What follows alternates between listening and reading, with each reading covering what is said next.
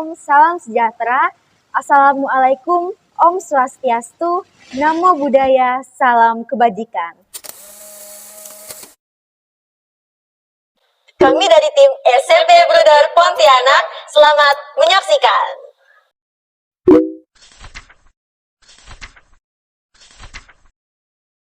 Mitigasi bencana merupakan upaya untuk mengurangi risiko bencana, salah satunya diantaranya adalah bencana banjir. Banjir merupakan bencana alam yang sering kali terjadi di lingkungan sekitar, baik di pedesaan maupun di perkotaan. Makalah ini akan memaparkan mengenai mitigasi bencana banjir di Kalimantan Barat. Menurut World Risk Index 2017, mitigasi bencana merupakan bentuk kesiapsiagaan yang harus dilakukan baik sebelum, saat, dan sesudah terjadinya bencana banjir. Menurut Badan Penanggulangan Bencana, tercatat 1048 kejadian banjir sejak 1 Januari hingga 4 Oktober 2022. Makalah ini akan memaparkan mengenai mitigasi bencana banjir di Kalimantan Barat, baik dari aspek pengertian maupun penerapannya, sehingga memberikan pengetahuan baru bagi masyarakat. Selain itu, memahami mitigasi bencana menjadi bagian dari kewaspadaan terjadinya bencana alam. Peran media dalam pemberitaan bencana menjadi penting untuk pusat memperoleh maupun menyampaikan informasi, mulai dari media cetak, elektronik, hingga media online.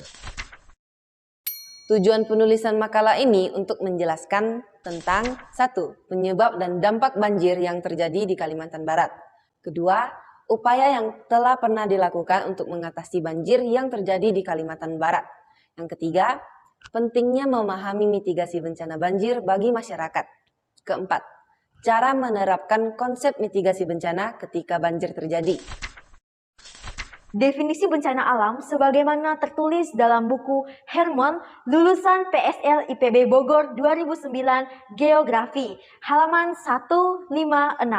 Bencana alam merupakan bencana yang terjadi akibat terganggunya keseimbangan komponen-komponen alam tanpa campur tangan manusia. Seperti yang dilansir oleh bnp.go.id, banjir adalah peristiwa atau keadaan di mana terendamnya suatu daerah atau daratan karena volume air meningkat. Mitigasi bencana adalah sebuah upaya yang dilakukan untuk mengurangi adanya risiko bencana, baik melalui pembangunan fisik maupun peningkatan kemampuan dan kesadaran kepada masyarakat mengenai ancaman bencana.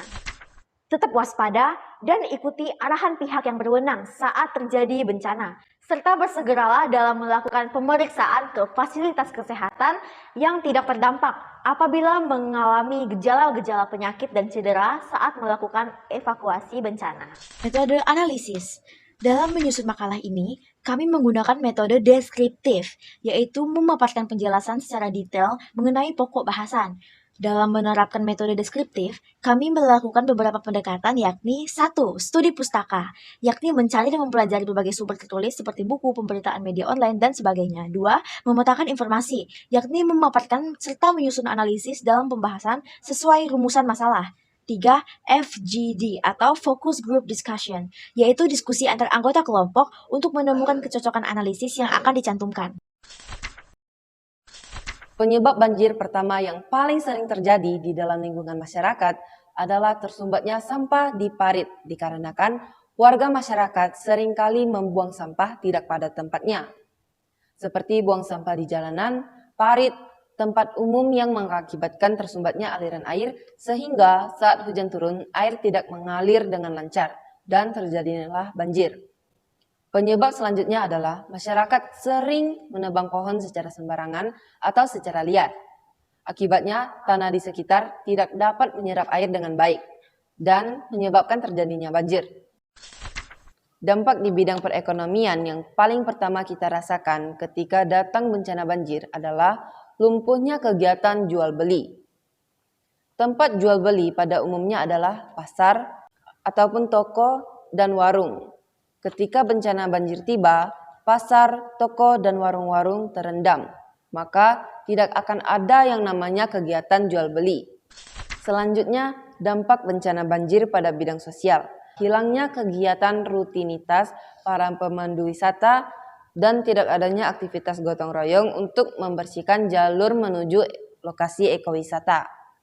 Upaya rehabilitasi perlu dilakukan untuk memulihkan aktivitas sosial dan perekonomian masyarakat dengan cara meningkatkan pengelolaan kawasan wisata dengan memperhatikan aspek keamanan dalam memanfaatkan kekayaan alam. Dampak banjir dalam bidang pendidikan pernah terjadi di Jakarta pada awal tahun 2020. Terdapat 211 sekolah dampak banjir dari 2.800 sekolah yang ada di Jakarta, dengan siswa terdampak banjir sekitar 22.500 siswa. Sekolah diliburkan lantaran sarana dan prasarana basah dan tergenang. Sudah pasti anak didik tertinggal pelajaran. Akhirnya, pembelajaran tidak akan aktif dengan waktu yang cukup panjang. Siswa terhambat dalam proses asupan keilmuan. Hal ini akan berdampak pada alam. Semakin deras hujan turun, maka semakin tinggi air banjir yang menyebabkan tanah dan jalanan terkikis dan dapat menjadi longsor. Hingga alat-alat atau barang berharga terendam air di rumah. Sehingga akan sulit mencari kebutuhan sehari-hari untuk diri sendiri dan keluarganya. Hampir semua aktivitas manusia tidak dapat dilakukan. Upaya mencegah banjir yakni menjaga lingkungan sekitar, melaksanakan program tebang pilih dan reboisasi, membuang sampah pada tempatnya, serta rajin membersihkan saluran air. Pada musim penghujan, bencana alam yang terjadi berupa genangan air dan tanah longsor. Pada musim kemarau, bencana alam yang terjadi berupa kebakaran hutan dan lahan. Tak jarang pula terjadi terpaan angin kencang berupa angin puting beliung yang merusak rumah warga. Korban yang muncul setidaknya dalam dua bentuk nih. Pertama, korban material dalam bentuk hilang dan rusaknya harta seperti rumah, tempat usaha, fasilitas umum, dan lain sebagainya. Dan yang terparah berupa korban jiwa, yakni orang yang meninggal dunia akibat terjadinya bencana tersebut. Kedua, korban psikologis. Bencana alam dalam bentuk apapun bisa mengakibatkan trauma psikologis terhadap korban. Trauma psikologis ini mengakibatkan korban selalu dibayangi perasaan cemas, takut, dan khawatir yang bahkan berlarut-larut. Mencermati kondisi tersebut, sudah selayaknya masyarakat harus memahami tentang mitigasi bencana. Sebab pemahaman terhadap mitigasi bencana bisa mengkondisikan masyarakat untuk waspada dan mampu mengatasi persoalan apabila suatu saat bencana alam itu terjadi. Contohnya seperti tidak membuang sampah sembarangan agar saluran tidak tersumbat dan dapat mengurangi risiko air mengenang. Menjaga lingkungan seperti melakukan tebang pilih dan reboisasi. Mitigasi bencana adalah suatu upaya agar kita dapat menanggulangi bencana. Bencana banjir adalah salah satu bencana yang sangat merugikan bagi warga masyarakat. Kegiatan aktivitas manusia terhambat akibat banjir yang dialami sehingga sulit untuk bekerja, mencari pendapatan untuk kehidupan, dan sistem ekonomi pun menjadi terhambat. Bencana banjir sebagian besar diakibatkan oleh kebiasaan manusia yang buruk seperti membuang sampah sembarangan di parit yang mengakibatkan aliran air terhambat akibat sampah saat hujan. Tetapi bencana banjir tidak sepenuhnya disebabkan oleh kebiasaan manusia yang buruk. Bencana banjir juga disebabkan oleh curah hujan yang terlalu tinggi sehingga menyebabkan hujan turun terus-menerus dan tidak berhenti serta mengakibatkan banjir di lingkungan masyarakat.